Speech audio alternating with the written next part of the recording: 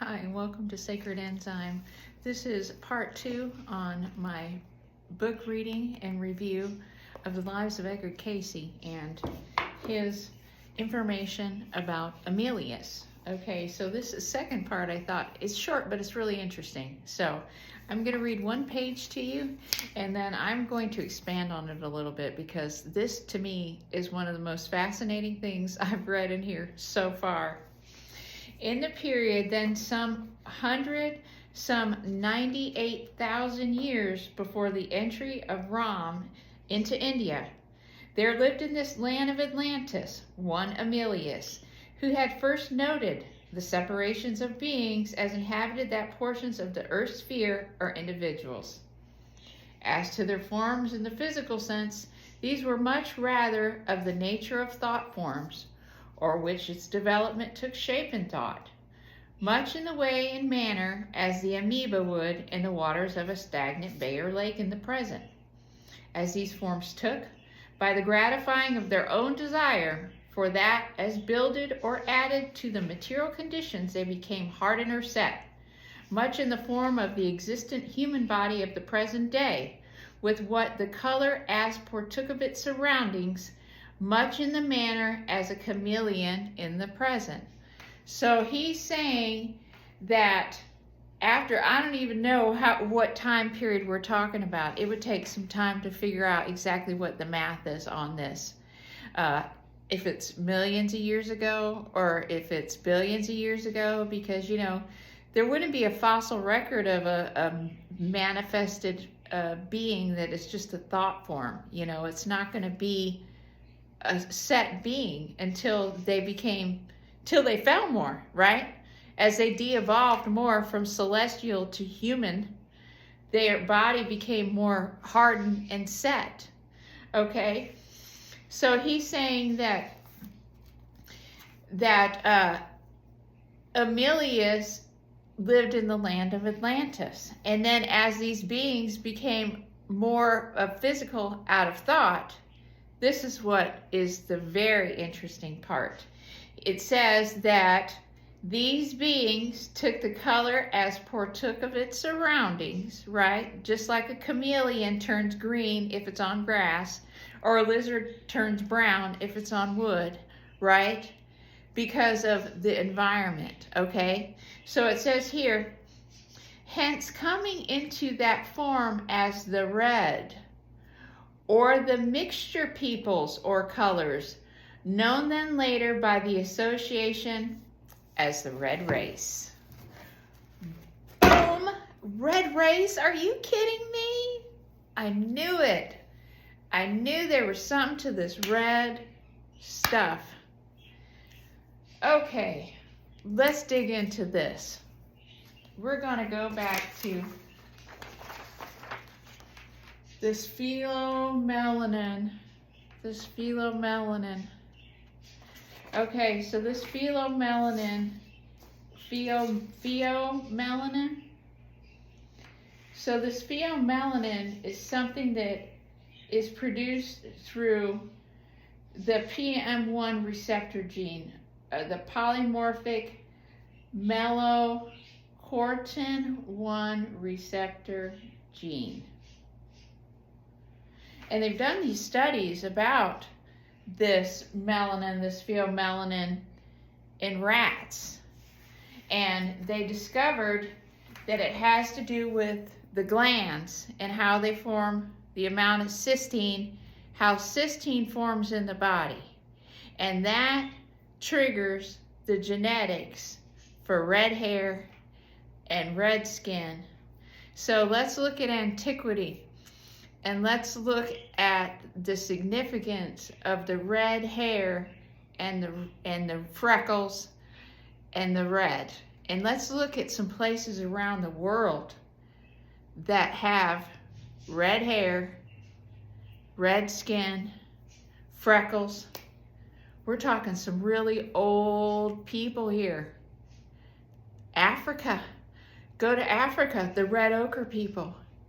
They put red ochre all over their body, and they have a coppery color to their skin. They're definitely red.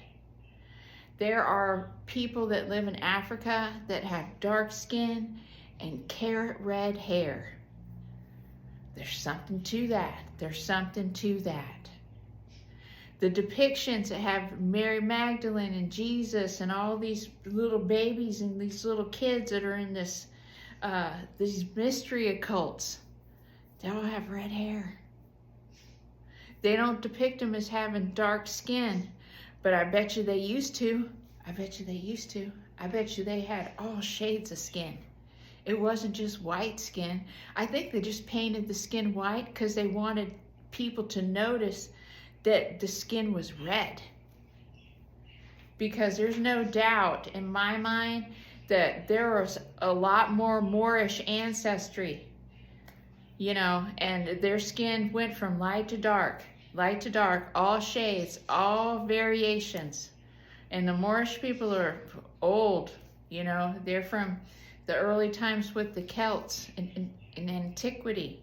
All these people came out of, you know, this area around Southeast Asia and Africa right there. All that Fertile Crescent, those people all, it says right here, that's the reason they had their skin colors, because where their manifestation projected body was, their body that was projected out.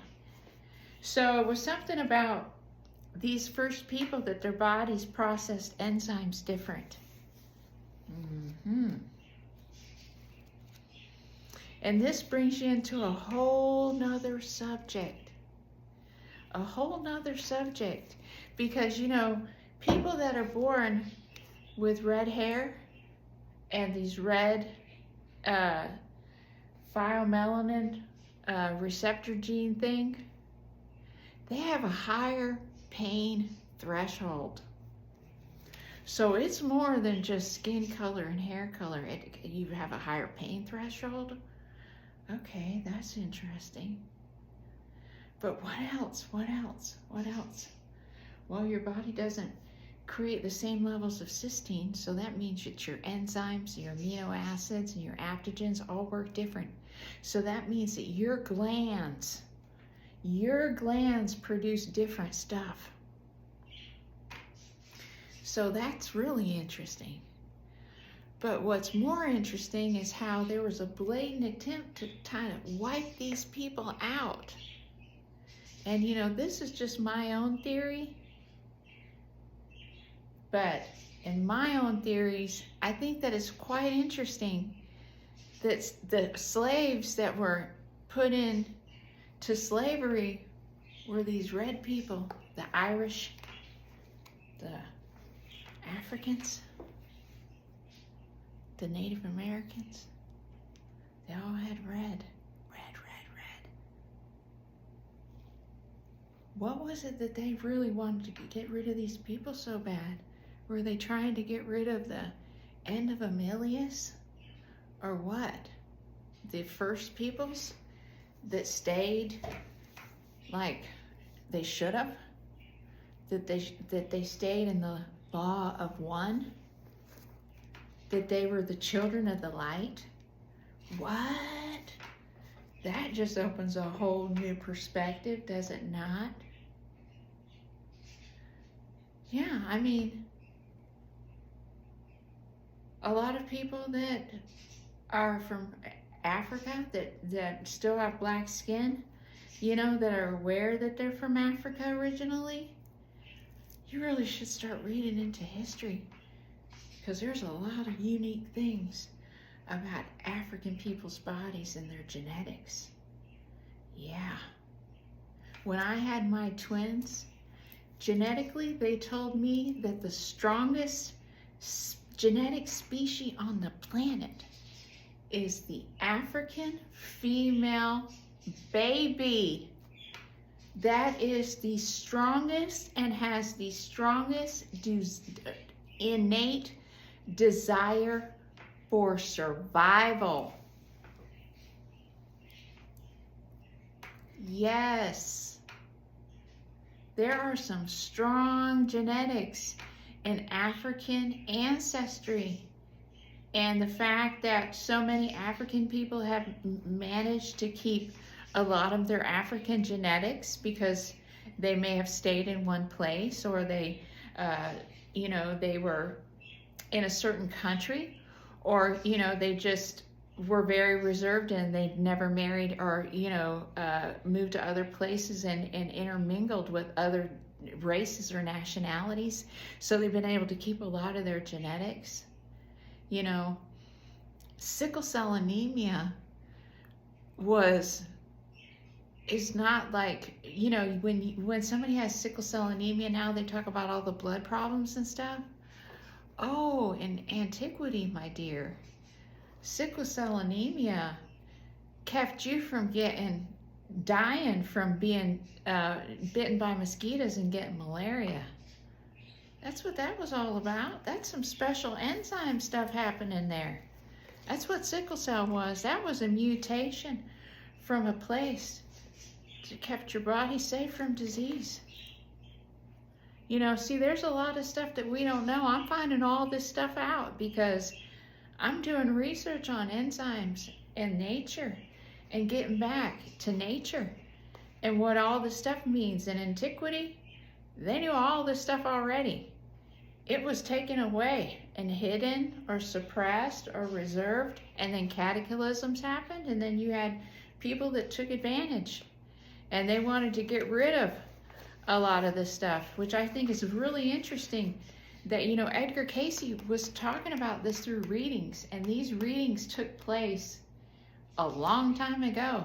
And a lot of the things that he talked about and that was published about his readings, it happened, and it's happening now. He made predictions about them finding in Bimini Road. He made predictions about them finding stuff down in the Bermuda Triangle. They're finding stuff down in the Bermuda Triangle right now. He said there's crystal technology that's down there from Atlantis. And there's 3 countries that are aware that there's an obelisk that's down in the seafloor in the Bermuda Triangle. Why would there be an obelisk there? An obelisk. I mean, really, an obelisk in Bermuda Triangle, and there's crystal technology. That's why ships and stuff go down there. But also you have to look, because I think there's like a military section that's also down there. What's the military need to be there for? I mean, I'm just asking for a friend. Just curious. We always got watchdogs. So anyway, I just think that it's really interesting that it talks about the children of the law 1. It talks about Amilius, and it talks about how you had this group of people that were called the red people, and how you still have nationalities that have these red genetics, and they go across different perimeters, but it just kind of, if you look at it, it takes the thread and it puts the thread together. It puts the threads together that all these people they all came from one place. They all came from one thing. They all came from one place, and it was a projection of a thought form from Amilius, who Amilius came from the ineffable, which Amilius was the first son of God.